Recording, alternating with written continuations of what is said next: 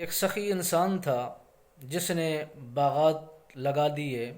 اس میں فقراء مساکین کا حق رکھ کے زمانے میں جو بیوہ خاتون تھی ان تک مال پہنچایا کرتے تھے، اور پھل ان تک بھی پہنچایا کرتے تھے جو ان کی آمد ہویا کرتی تھی، مساکین کا حق ان تک پہنچایا کرتے تھے۔ جب اس اللہ کے اس درویش کا انتقال ہوا تو اس کے 3 بیٹے تھے، اور تینوں کی شادیاں جب ہو جاتی ہیں، باپ کے گزر جانے کے بعد ان کے کاروبار کے اندر، ان کے معاملات کے اندر، ان کے ایمان کے اندر کمی اس انداز میں داخل تھی۔ انہوں نے سوچا کہ باپ کا یہ مزاج تھا، جب بھی وہ مال کی آمد ہوتی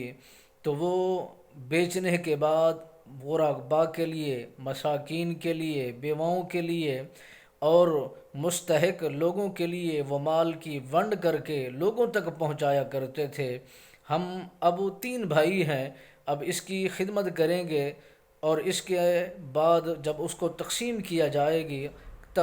جائے گا تو ہماری بھی اولاد ہے، حصے بنائے جائیں گے۔ جو فقراء کا حق ہے، جو مساکین میں یہ سخاوت کی گھڑیاں چل رہی تھی، ہم اسے بند کر دیتے ہیں، لوٹ پھوٹ کا یہ دور ہم ختم کر دیتے ہیں، اس مال کو اپنے مال میں رکھ کے آپس کے اندر تقسیم کریں گے، اور اس مال کو ضائع نہیں کریں گے۔ اگر اس زمانے پر تقسیم کرتے رہے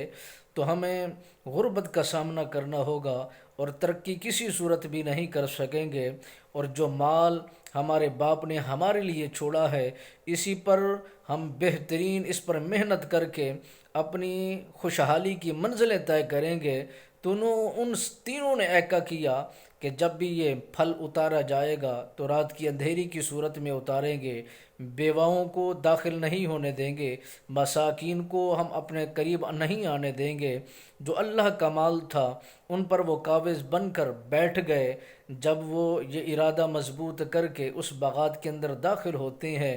پھلا ہوا، بہترین ثمرہ ہوا اور خوبصورت